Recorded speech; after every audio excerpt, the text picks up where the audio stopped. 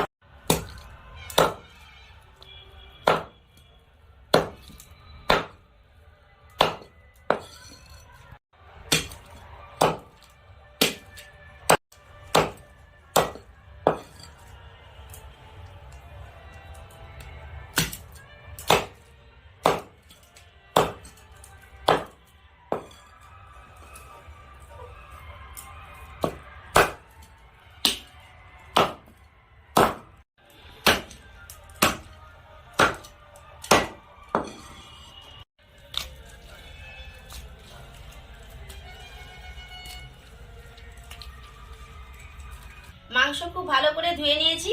এখন জলটা ভালো মতো ঝরিয়ে নেওয়ার জন্য ঢাকার মধ্যে কিছুক্ষণ রেখে দেব। পাশেই পুজো মণ্ডপ, তাই ভিডিওর মাধ্যমে এভাবে গানের আওয়াজ পাচ্ছেন। আর বন্ধুরা, আমি একটু ফ্রেশ হয়ে এসে ভাইফোঁটায় ভাইদের জন্য স্পেশাল ভাবে মুরগি মাংস রান্না করব। তো বন্ধুরা, আপনাদের দাদা গোটা গুলি মুরগিটা এনেছিল 1.5 কিলোর মতো। তো ওটা বাদ সাত দিয়ে প্রায় 1100-র মতো দাঁড়িয়েছে। তো এখন আমি ওই মাংসের মাপ করে কি মশলা নিয়েছি ওগুলো আপনাদের আমি দেখিয়ে দিচ্ছি। সব মশলা ভালো করে ধুয়ে কুচিয়ে নিয়েছি। তো বন্ধুরা, 50 গ্রাম আদা নিয়েছি, 50 গ্রাম রসুন, 200 গ্রাম পেঁয়াজ, আর পরিমাণ মতো ধনেপাতা নিয়েছি।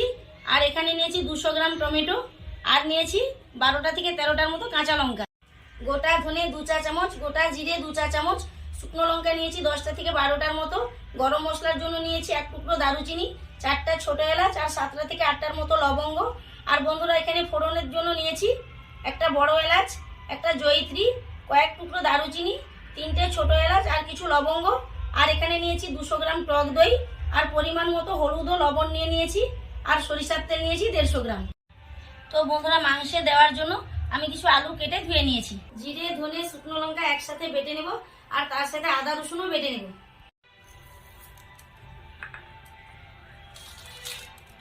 জিরে ধনে শুকনো লঙ্কা একসাথে বেটে নিচ্ছি।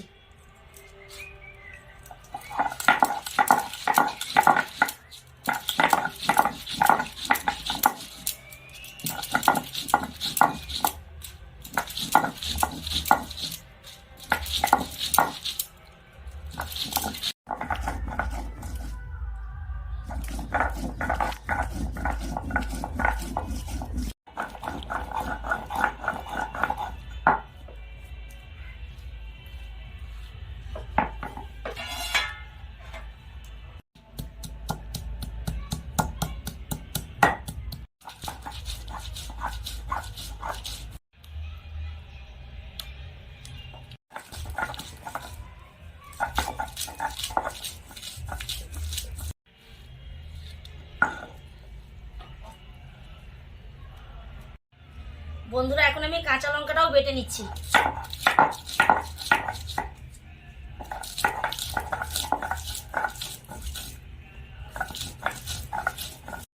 এখন আমি আলুর মধ্যে লবণ, হলুদ ও সামান্য একটু লঙ্কা গুঁড়ি দিয়ে মাখিয়ে নেব।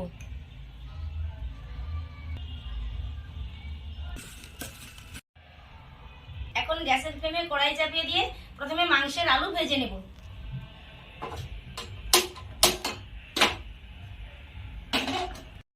কড়াই ভালো মতো গরম হয়ে গেছে, এখন আমি সরিষার তেল দিয়ে দিচ্ছি আলু ভেজে নেওয়ার জন্য।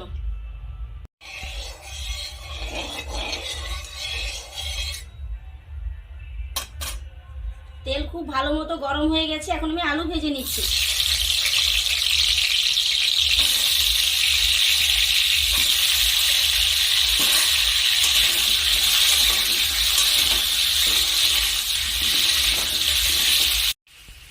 মাংসের ঝোলে দেওয়ার জন্য আলুটা একেবারে ডিপ ফ্রাই করে ভাজবো না।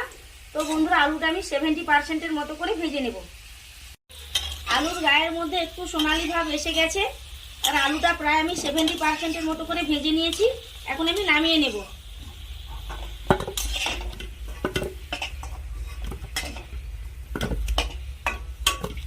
এখন এই আলু ভেজে নেওয়ার তেলে বাকি সরিষার তেলটা দিয়ে দিচ্ছি। তেল ভালো মতো গরম হয়ে গেছে, এখন আমি তেলের মধ্যে দিয়ে দেব 1 চা চামচ চিনি। দেশি মুরগির ঝোল একটু লাল লাল হলে বন্ধুরা খেতে ভীষণই ভালো লাগে, তাই আমি রং করার জন্য চিনিটা দিলাম।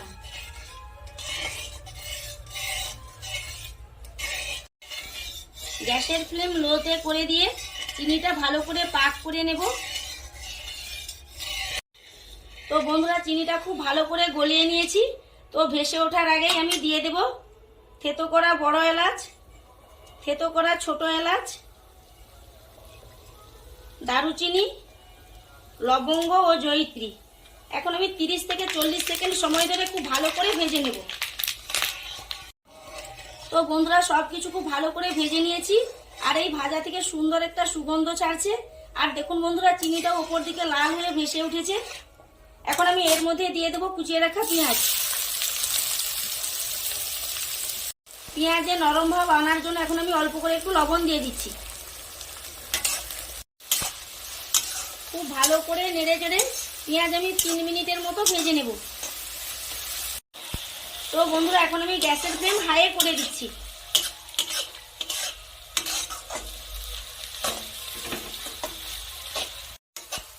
পেঁয়াজ 3 মিনিটের মতো ভালো করে নেড়ে চেড়ে ভেজে নিয়েছি, আর পেঁয়াজের মধ্যে একটা ব্রাউন ভাব এসে গেছে।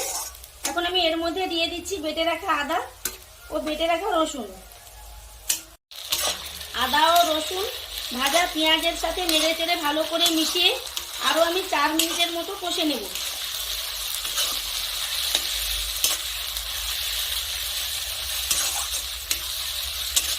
প্রায় 4 মিনিটের মতো কষে নিয়েছি। এখন আমি একসাথে বেটে নেওয়া জিরে, ধনে ও শুকনো লঙ্কা দিয়ে দেব, আর দিয়ে দেব কুচিয়ে রাখা টমেটো। এখন দিয়ে দিচ্ছি পরিমাণ মতো লবণ ও হলুদ।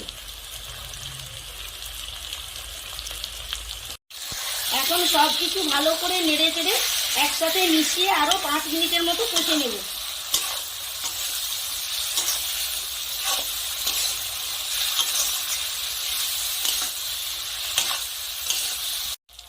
তো বন্ধুরা, সব মশলা খুব ভালো করে কষে নিয়েছি, আর দেখতেই পাচ্ছেন মশলা থেকে তেল খুব ভালো মতো ছেড়ে গেছে। এখন আমি দিয়ে দেবো ধনেপাতা কুচি ও বেটে রাখা কাঁচা লঙ্কা।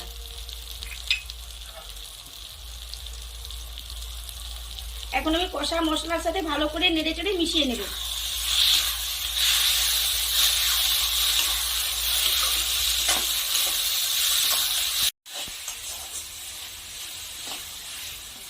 তো বন্ধুরা, বাটা কাঁচা লঙ্কা ও ধনেপাতা কুচি কষা মশলার সাথে ভালো করে মিশিয়ে নিয়েছি। এখন আমি জল ঝরিয়ে নেওয়া মাংস দিয়ে দেব।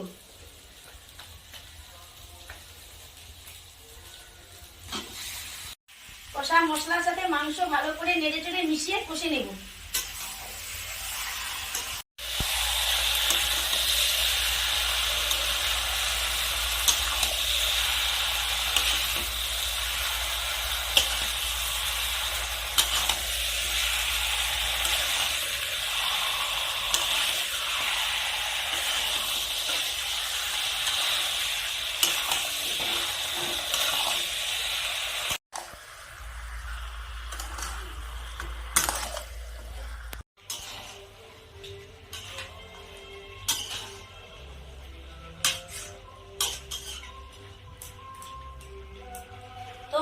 দেশি গুলি মুরগি সিদ্ধ হতে একটু টাইম লাগে, তাই এখন আমি গ্যাসের ফ্লেম মিডিয়ামে করে দিয়ে 10 মিনিটের মতো ঢেকে দেব।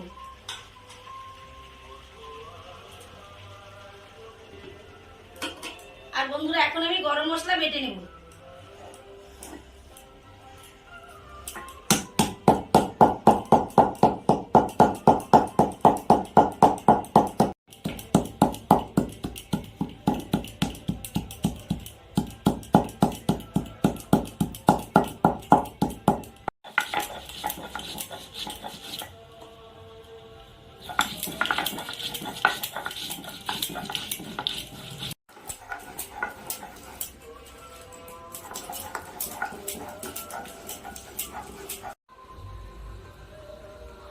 প্রায় 10 মিনিটের মতো হয়ে গেছে, এখন আমি ঢাকা খুলে একবার নেড়ে নেব।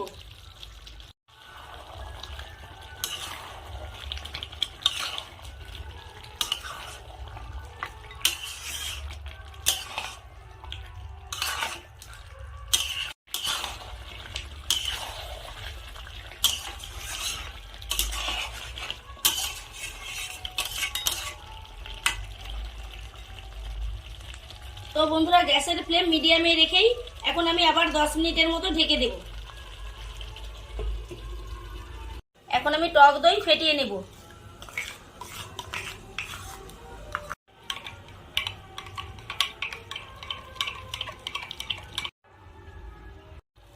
তো বন্ধুরা এখন ঢাকা খুলে আবার নেড়ে নেব।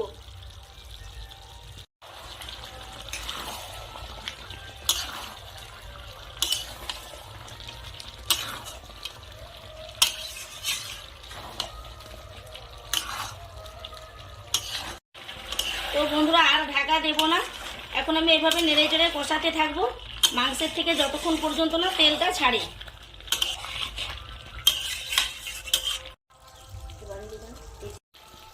তো বন্ধুরা মাংস খুব ভালো মতো কষা হয়ে মাংসের থেকে তেল ছেড়ে গেছে, এখন আমি এর মধ্যে দিয়ে দেবো ফেটিয়ে রাখা টক দই।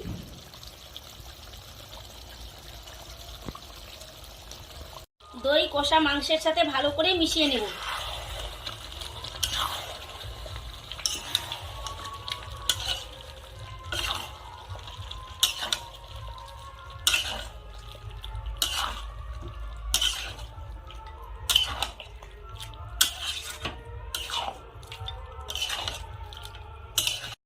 তো বন্ধুরা দেখতেই পাচ্ছেন দই আমি কত সুন্দর করে মাংসের সাথে মিশিয়ে নিয়েছি। এখন আমি প্রথমে দিয়ে দিচ্ছি মশলা বাটা জলটুকু। মশলা বাটা জল দিয়ে একটু নেড়ে চেড়ে নিয়েছি, এখন আমি দিয়ে দেব সাদা জল।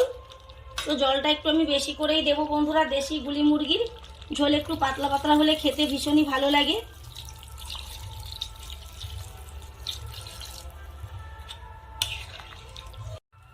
এখন দিয়ে দেবো ভেজে রাখা আলু।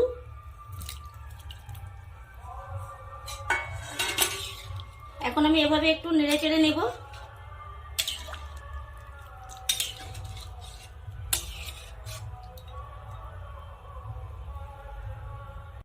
তো বন্ধুরা এখন আমি গ্যাসের ফ্লেম মিডিয়াম থেকে হাই করে দিয়ে 20 মিনিটের মতো খুব ভালো করে ফুটিয়ে নেব।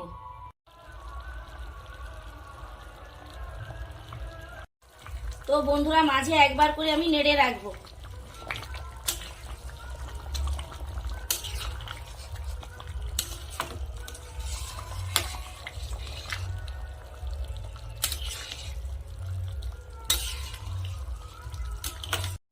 প্রায় 20 মিনিটের মতো খুব ভালো করে ফুটিয়ে নিয়েছি।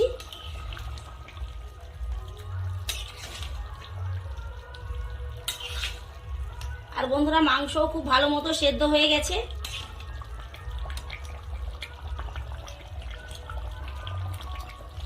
এখন আমি বেটে রাখা গরম মশলা দিয়ে আর 1 মিনিটের মতো ফুটিয়ে নেব। বাটা গরম মশলা ভালো করে মাংসের ঝোলের সাথে মিশিয়ে নেব।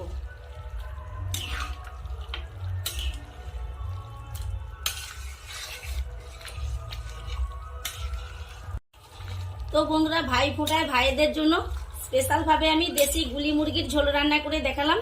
তো আপনাদের যাদের যাদের ভাই আছে এভাবে মাংসের ঝোল রান্না করে খাওয়াবেন, দেখবেন ভাইরা ভীষণ খুশি ও আনন্দ পাবে। এখন আমি বন্ধুরা মাংসটা রান্না হয়ে গেছে, গ্যাসের ফ্লেম অফ করে দেব।